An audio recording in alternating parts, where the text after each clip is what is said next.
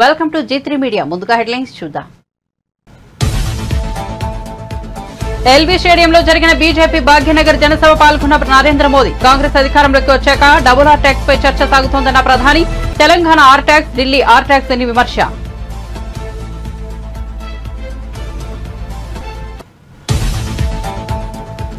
పిఠాపురం నియోజకవర్గంలో కోలాహలంగా Pawan Kalyan road show. ఈ ఎన్నికల్లో పిఠాపురం నుంచి పోటీ చేస్తున్న పవన్ కళ్యాణ్ చిత్రాల గ్రామంలో రోడ్ షోకు భారీగా తరలివచ్చిన జనాలు హారతులు పడుతూ పూలు చల్లుతూ జనసేనానికి స్వాగతం.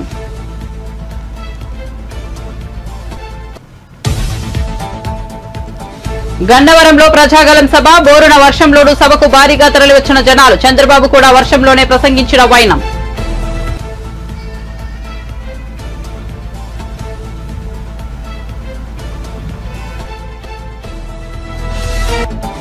పద్మవిభూషణ్ తీసుకున్న అనంతరం హైదరాబాద్ చేరుకున్న చిరంజీవి శంషాబాద్ విమానాశ్రయంలో మెగాస్టార్ ను పలకరించిన మీడియా ప్రతినిధులు. పవన్ కళ్యాణ్ కోసం పీఠాపురం వెళ్తున్నారనే ప్రచారంలో వాస్తవం లేదని వెల్లడి. పవన్ కళ్యాణ్ కూడా తనను రావాలని కోరుకోడన్న చిరంజీవి.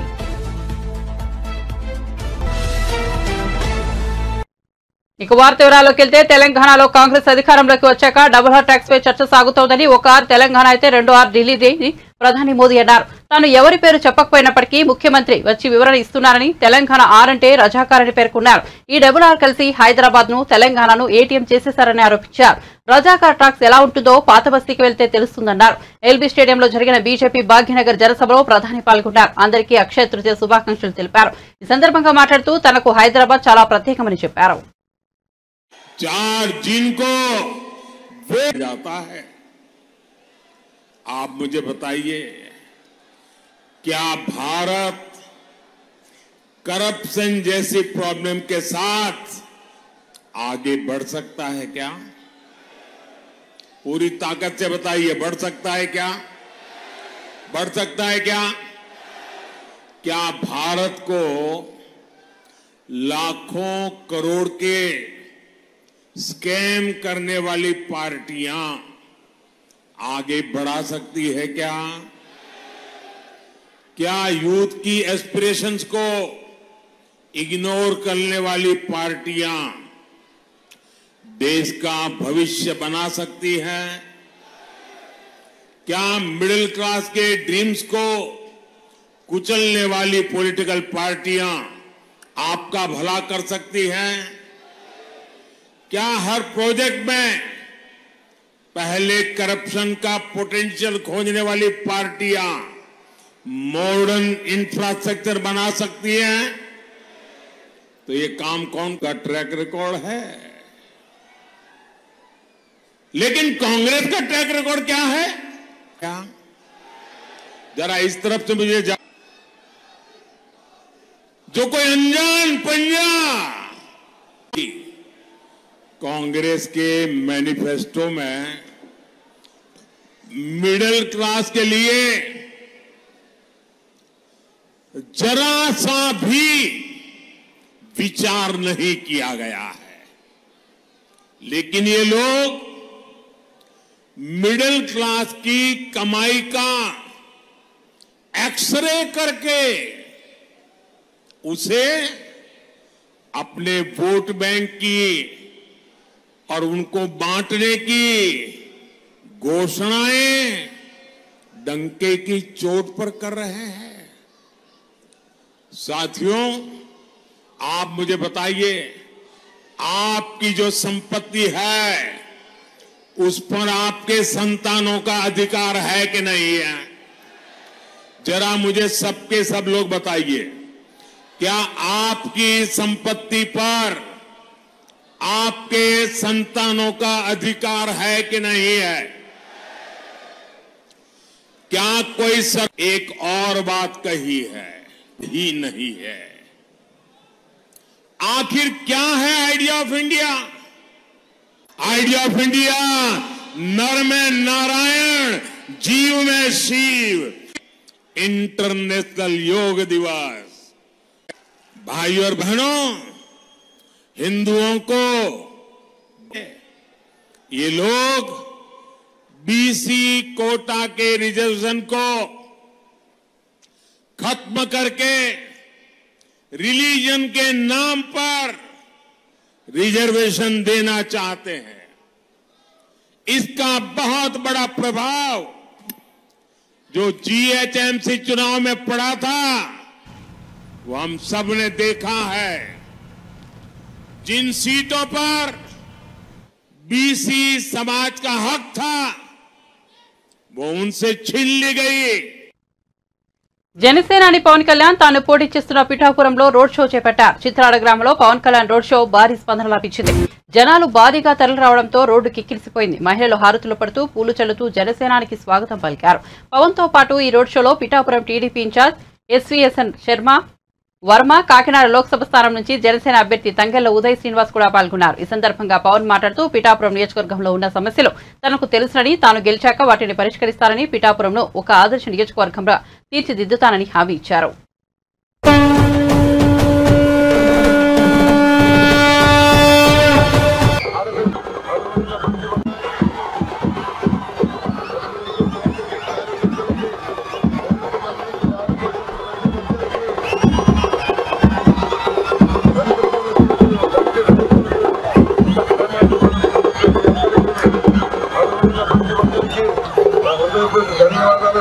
నమస్కారం. మన పిఠాపురం భవిష్యత్తు, ఆంధ్రప్రదేశ్ భవిష్యత్తు మన పిఠాపురం మీద ఆధారపడి ఉంది. మీరు బలమైన మెజారిటీ తోటి మీరు నాకు ఎన్నికలుగా నిలబడాలి. మేమందరి కోసం సమిష్టిగా దశాబ్దం ఏ పదవి లేకుండా పార్టీని నడుపుతూ ఉన్నాం. భవిష్యత్తులో మన ఆంధ్రప్రదేశ్ భవిష్యత్తు మన పిఠాపురం ఉద్దేశిస్తుంది. అందుకని మనస్ఫూర్తిగా మీ ఆశీస్సులు పూర్వంగా కావాలి, ఆశీర్వచనాలు కావాలని కోరుకుంటూ ప్రతి సమస్య మీద బలమైన స్పందన ఇచ్చి పరిష్కారం మాట్లాడుతున్నాను.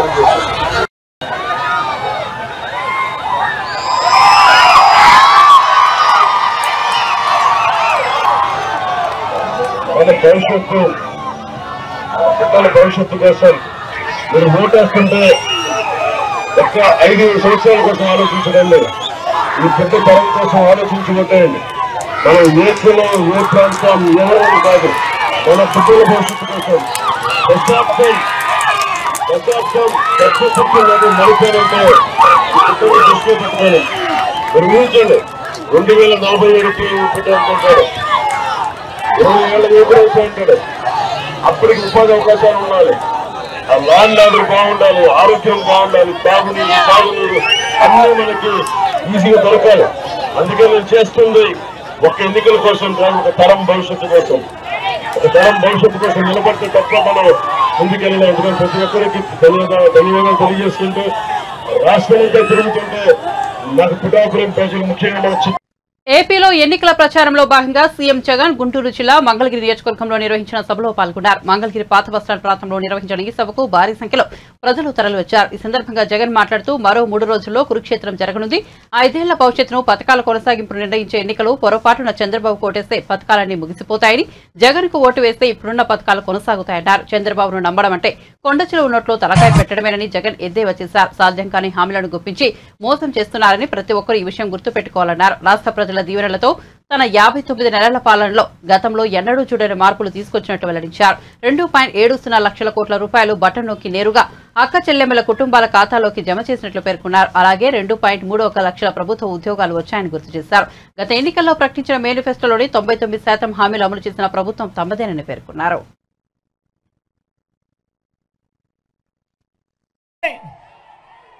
జగన్కు ఓటు వేస్తే పథకాలన్నీ కొనసాగింపు, ఇంటింటి అభివృద్ధి. అదే పొరపాటున చంద్రబాబుకు ఓటు వేస్తే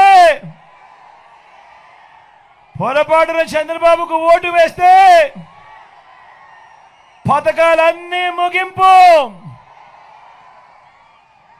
మళ్ళీ మోసపోవటం.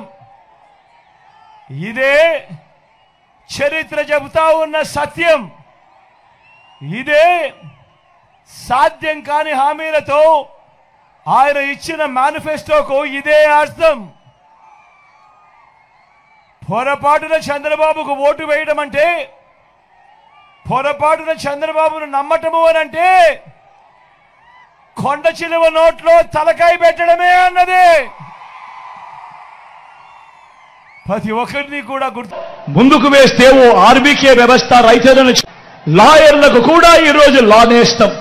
నేను అడుగుతా ఉన్నా, మిమ్మల్ని అందరినీ అడుగుతా ఉన్నా, ప్రతి ఒక్కరిని అడుగుతా ఉన్నా, గతంలో ఈ మాదిరిగా పేదలకు తోడుగా ఉండి చెయ్యి పట్టుకొని నడిపిస్తూ స్వయం ఉపాధి రంగానికి ఇంతగా అండగా ఉన్న ప్రభుత్వం గతంలో ఎప్పుడైనా జరిగిందా అని అడుగుతా ఉన్నాడు. ఈ పథకాలన్నీ గతంలో ఉండేటివే అని అడుగుతా ఉన్నాడు మీ బిడ్డ. ఉండేటివే అన్నా, ఉండేటివే అక్క, ఉండేటివే చెల్లి, ఉండేటివే తమ్ముడు, ఎప్పుడైనా ఉండేటివే పెద్దమ్మ.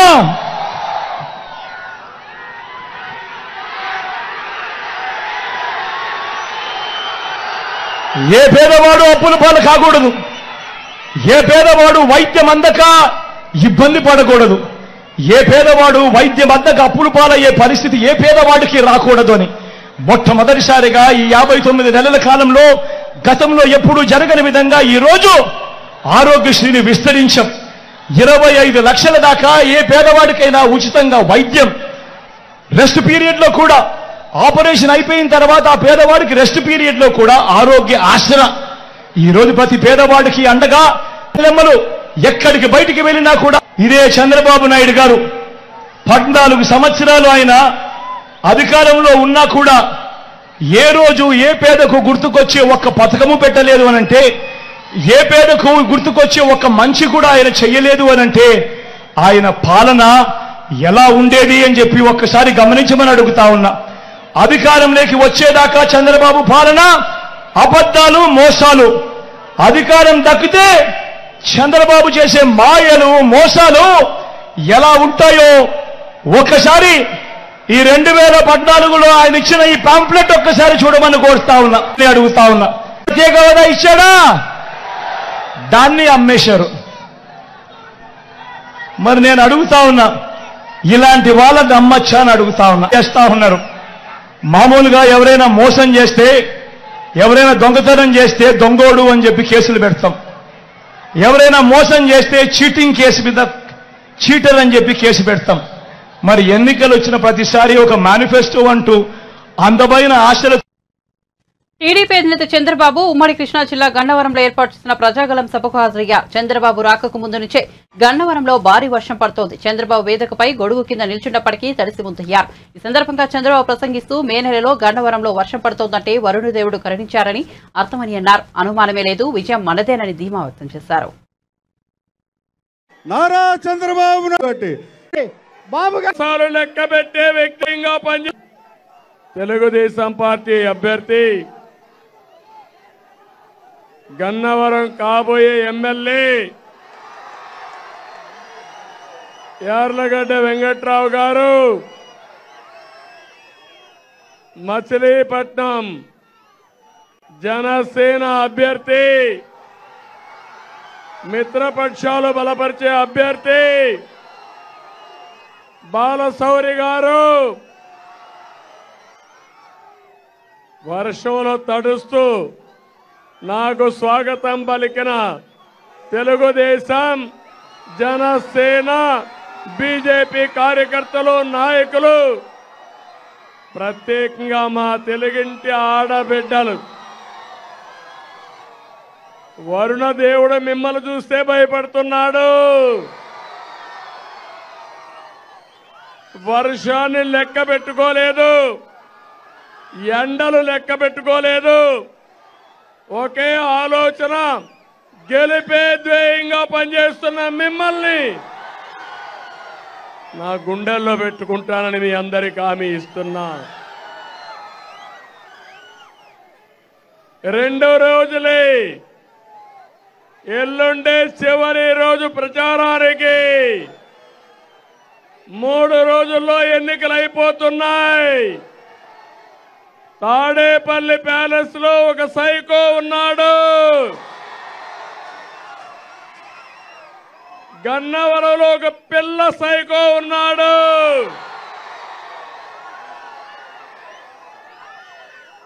కబద్దార్ గుర్తుపెట్టుకోండి.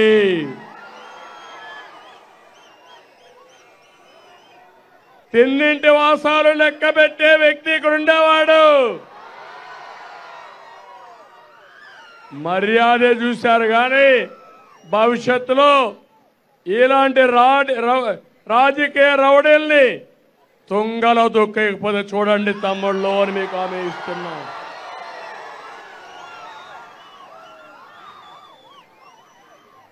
యార్లగడ్డ వెంకట్రావు చదువుకున్న వ్యక్తి, రాజకీయాలు ఆధారంగా చేసుకోలేదు. అమెరికాకి వెళ్ళి తెలివితేటతో డబ్బులు సంపాదించిన వ్యక్తి యార్లగడ్డ వెంకట్రావు. ఇక్కడ ఉండే సైకో రౌడీజం చేసి భూ కబ్జాలు చేసి డబ్బులు సంపాదించిన వ్యక్తి. అందుకే హామీ ఇస్తున్నా, ఇక్కడ మేము కానీ మా మిత్రుడు పవర్ స్టార్ పవన్ కళ్యాణ్ గారు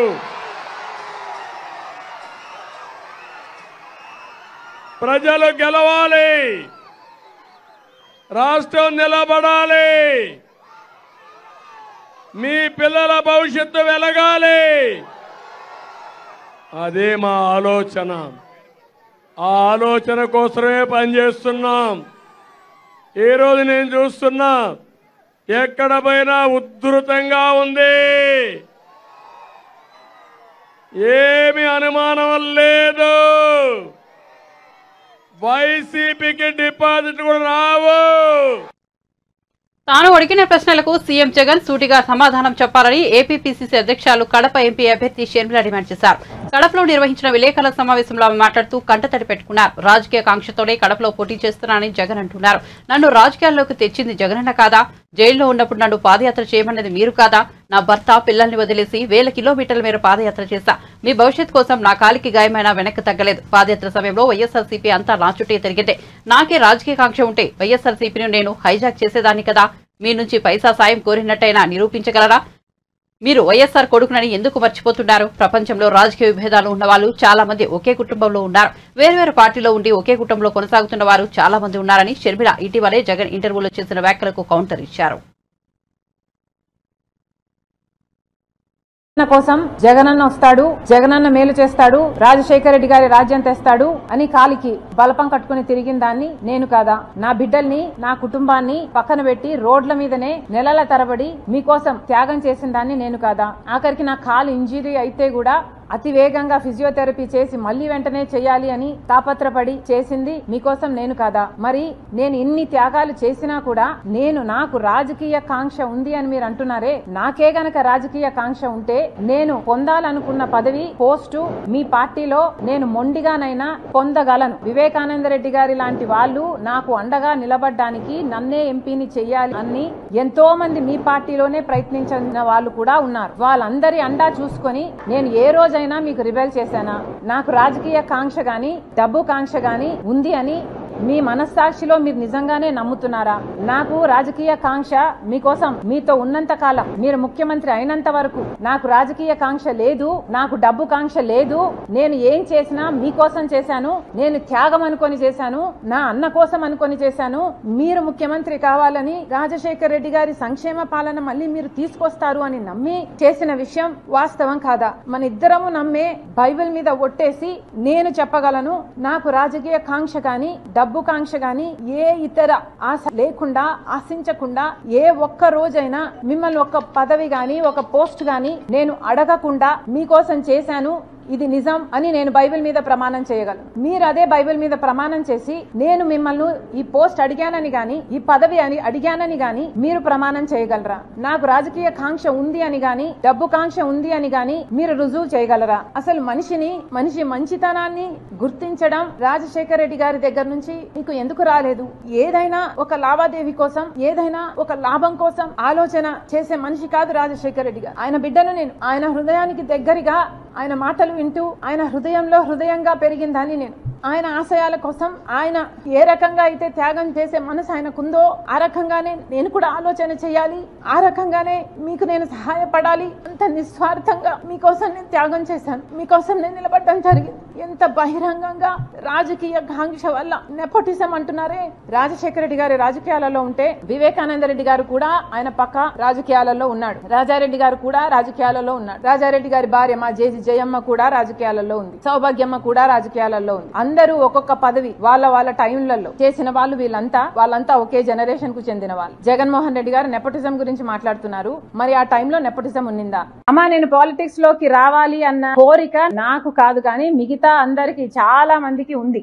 ఈ పాప పాలిటిక్స్ లో షైన్ అవుతుంది, ఈ పాప నీకు బలం అవుతుంది, ఈ పాప పార్టీకి మంచిది అవుతుంది అన్న ఒపీనియన్ ను జగన్మోహన్ రెడ్డి గారికి వందల సంఖ్యలో చేస్తుంటారు. అమ్మ కూడా చేసింది. అమ్మకు కూడా జగన్మోహన్ రెడ్డి గారు నన్ను ఎంపీని చేస్తాను అని మాటిచ్చారు. తర్వాత అమ్మ అడుగుతూ వచ్చింది తప్ప ఎంపీని చెయ్యి అని నేను ఒక్క రోజు కూడా జగన్మోహన్ రెడ్డి గారిని నాకు ఈ పదవి ఇమ్మనని గాని, నాకు ఈ పోస్ట్ ఇ అని గాని నేను ఒక్క రోజు కూడా నా నోరు తెరిచి అడిగిన పాపాన పోలేదు. ఎందుకంటే నాకు తెలుసు ఆయనకి ఇష్టం లేదు అని. ఏదైనా అన్నకి ఇష్టం లేదులే, అన్న వదిలేద్దాంలే, అన్న అడిగాడు చేద్దాంలే, అన్న కోసంలే, అన్న అని పిచ్చి పట్టిన దాని మాదిరి నేను చేశాను. దానికి ఈ రోజు అనుభవిస్తున్నా. అమ్మ చెప్పినప్పుడు కాదండి, అమ్మకి మాట ఇచ్చింది ఆయనే. అదే కదా ఆవిడ అడిగేది. మాట ఇచ్చావు కదా నిలబెట్టుకో అని ఆవిడ అడుగు. భూముల సర్వేలన్నీ పూర్తయి ల్యాండ్ టైటిలింగ్ చట్టం అమల్లోకి వస్తే భూ వివాదాల పరిష్కారం మరింత సులభతరం అవుతుందని ఏపీ రాష్ట్ర ప్రభుత్వ సలహాదారు సజ్జల రామకృష్ణారెడ్డి స్పష్టం చేశారు.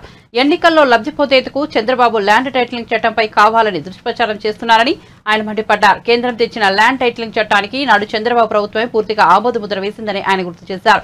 ల్యాండ్ టైటిలింగ్ చట్టం అనేది భూ యజమానికి ప్రభుత్వం తరపున పూర్తి హామీ ఇవ్వడమే కానీ సజ్జల స్పష్టం చేశారు. విజయవాడలో ఏర్పాటు చేసిన విలేకరుల సమావేశంలో సజ్జల రామకృష్ణారెడ్డి మాట్లాడారు. నాడు టైటిలింగ్ చట్టానికి ఆమోదముద్ర వేసిన తెలుగుదేశం ప్రభుత్వమేనని, నేడు అదే పార్టీ ఈ చట్టంపై దుష్ప్రచారం చేస్తోందని ఆగ్రహం వ్యక్తం చేశారు. ఎన్నికల్లో లబ్ధి పొందేందుకు కోట్లాది రూపాయలు ఖర్చు పెట్టి ల్యాండ్ టైటిలింగ్ చట్టంపై టీడీపీ దుష్ప్రచారం చేస్తోందన్నారు.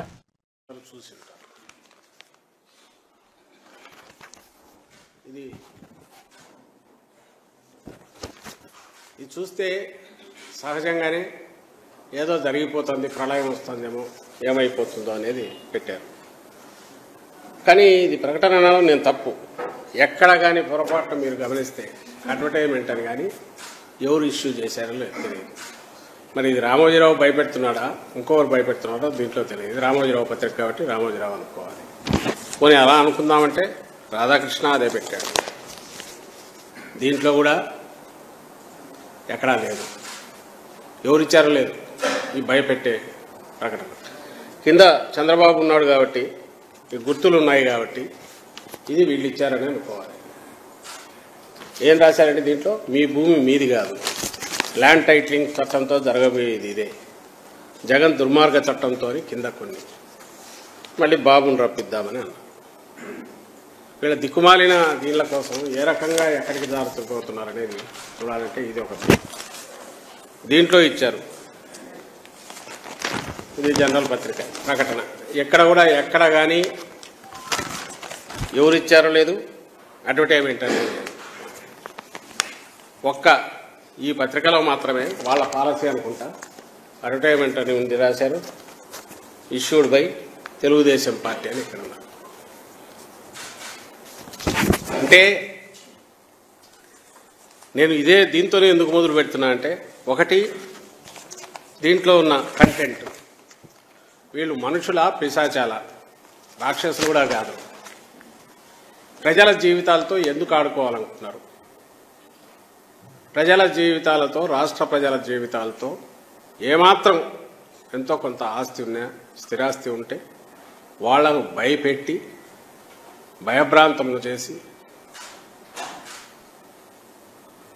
వాళ్ళు అనుకున్న రకంగా ఏదో సాధించాలనే దాంతో, ఆ దుగ్ధతో ఇలా చేసినారని ఇక్కడ అర్థమవుతుంది. మీకే గమనిస్తున్నారు, తోడేళ్లు పైనంతా. కిందేమో కూటమి అధికారంలోకి రాగానే ల్యాండ్ టైటిలింగ్ యాక్ట్ చట్టం రద్దు, కింద చంద్రబాబు ఫోటో. వీళ్లకు సిగ్గు శరము ఉంటే, వీళ్ళు నిజంగా ఇది ఒక రాజకీయ పార్టీ అయితే ఇదే పద్ధతి ప్రజల్లోకి వెళ్ళడం. ల్యాండ్ టైటిలింగ్ యాక్ట్ అనేది ఏదైతే ఇప్పుడు వీళ్ళు అన్నట్టు నిజంగా రద్దు చేసేదైతే, ఈ ల్యాండ్ టైటిలింగ్ యాక్ట్ బిల్లు పెడుతున్నప్పుడు ఎందుకు దాన్ని తెలుగుదేశం పార్టీ సపోర్ట్ చేసింది? At the cost of repetition. మళ్ళీ నేను కొద్దిగా చూడండి, మీకు చూపాలి. ఎందుకంటే ఇది చూడగానే ఖచ్చితంగా ఫోన్లు వస్తున్నాయి, ఏమో జరిగిపోతుంది, ఏమో జరిగిపోతుంది, ఏమో జరిగిపోతుంది. దీనికి శిక్ష వేయాలని కూడా ప్రజలు ఆలోచించాలి. ఇంతటి అబద్ధాలు, ఇంతటి పైశాచికత్వంతో అడ్డగోలుగా అబద్ధాలు, విష ప్రచారం, భయాందోళనకు గురి చేసి భయభ్రాంతులను చేసే దానికి దిగజారితే అది కూడా మళ్ళీ ఒక అడ్వర్టైజ్మెంట్ అని రాసుకోవడం కూడా లేదు. ఇది నైతికంగా ఇంకో రకంగా అంత అది చాలా పెద్ద మాట. వీ కాంట్ ఎక్స్పెక్ట్ ఇలాంటి దిగజారుడు బురదగుంటలో లేదా సెప్టిక్ ట్యాంక్లో పడి దొర్లుకునే చంద్రబాబు నాయుడు కానీ ఆ ముఠా కానీ వాళ్ళకి అంత అదేదో పెద్ద. తాను రాజకీయాలకు అతీతమని పద్మవిభూషణ్ గ్రహీత మెగాస్టార్ చిరంజీవి అన్నారు. శుక్రవారం ఆయన ఢిల్లీ నుంచి హైదరాబాద్ చేరుకున్నారు.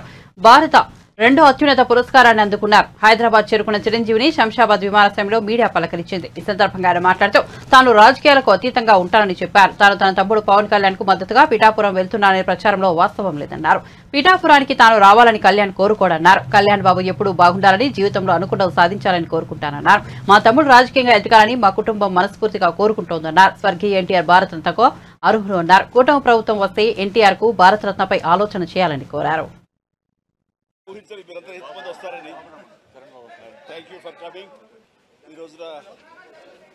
చెప్పాలంటే చాలా చాలా ఆనందంగా ఉంది. 45 సంవత్సరాల సుదీర్ఘ ఈ కళా సేవకి కేంద్ర ప్రభుత్వం గుర్తించి ఈ పద్మ విభూషణ్ అవార్డు ఇవ్వటం నిజంగా చాలా ఆనందంగా, సంతోషంగా ఉంది. సో భారత ప్రభుత్వానికి దానికి వెనకుండి ఈ అవార్డు రావడానికి కారణభూతులైన ప్రతి ఒక్కరికి నా హృదయపూర్వక ధన్యవాదాలు తెలియజేస్తున్నాను.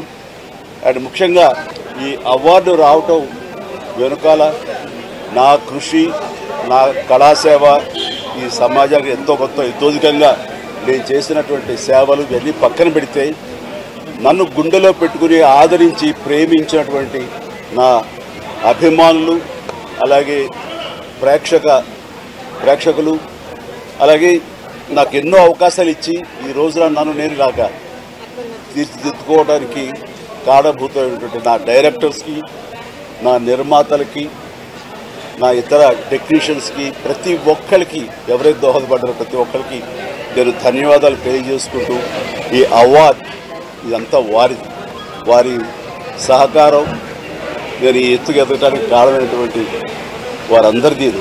కాబట్టి ఈ సందర్భంగా మరొకసారి నా సంతోషాన్ని తెలియజేసుకుంటూ నేను ధన్యవాదాలు తెలియజేస్తాను. నిజంగా ఇది వారికి ఎంతైనా రావడం సముచితం, రావాలని నేను కూడా మనస్ఫూర్తిగా అభిలషిస్తున్నాను, రావాలని కోరుకుంటున్నాను. అది ప్రభుత్వ పరంగా చేస్తే కనుక త్వరితగతిన ఇది సహకారం అవుతుంది. అండ్ డెఫినెట్గా ఎంతైనా సరే అటు ఎంజీఆర్ గారికి వచ్చినప్పుడు వీరికి రావటం కూడా అంతకంత సముచితం అండ్ అది ఆనందదాయకం. దానికి నేను ఎదురు చూస్తుంటాను, నేను కోరుకుంటున్నాను రామారావు గారికి భారతరత్న రావాలి. నేను రాజకీయంగా అతీతంగా ఉన్నాను అనుకోవచ్చు. తర్వాత పిఠాపురానికి నేను వెళ్ళటం లేదని అది ముందుచ్చేది. ఇది మీడియాలో మీరు ఎందుకో స్పెక్యులేట్ చేశారు, అది మీరు పెంచి పోషించారు దానికి సమాధానం చెప్పాల్సిన అవసరం నాకు లేదు. నేను వెళ్ళటలేదు. బాబు మా కళ్యాణ్ బాబు దాన్ని రమ్మని ఎప్పుడూ కోరుకోలేదు. నా కంఫర్ట్ వదిలేస్తాడు. అండ్ తను బాగుండాలి, తన జీవితంలో అనుకున్నది కోరి సాధించాలన్న అభిలషిస్తాను. నేను ఆశీస్సులు అందజేస్తాను. దానికి నేను తనతో పాటు నేను ఉన్నాను అని చెప్పేందుకు మొన్న ఒక వీడియో బయట ఇచ్చాను. అండ్ ఖచ్చితంగా మా తమ్ముడి యొక్క అభివృద్ధిని, మా తమ్ముడు రాజకీయంగా ఎదగడానికి ఎప్పుడు మా కుటుంబ సభ్యులు మేము మనస్ఫూర్తిగా మనసావాచ కోరుకుంటాం. బులెటిన్ ముగించే ముందు హెడ్లైన్స్ మరోసారి చూద్దాం. ఎల్బీ స్టేడియంలో జరిగిన బీజేపీ భాగ్యనగర్ జనసభలో పాల్గొన్న నరేంద్ర మోదీ. కాంగ్రెస్ అధికారంలోకి వచ్చాక డబుల్ ఆర్ ట్యాక్స్ పై చర్చ సాగుతుందన్న ప్రధాని. Telangana R tax, Delhi R tax అని విమర్శ.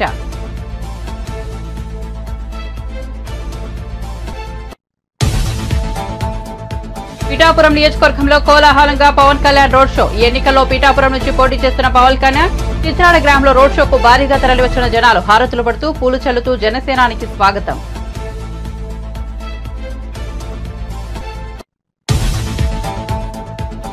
గన్నవరంలో ప్రజాగలం సభ బోరున వర్షంలోనూ సభకు భారీగా తరలివచ్చిన జనాలు చంద్రబాబు కూడా వర్షంలోనే ప్రసంగించిన వైనం.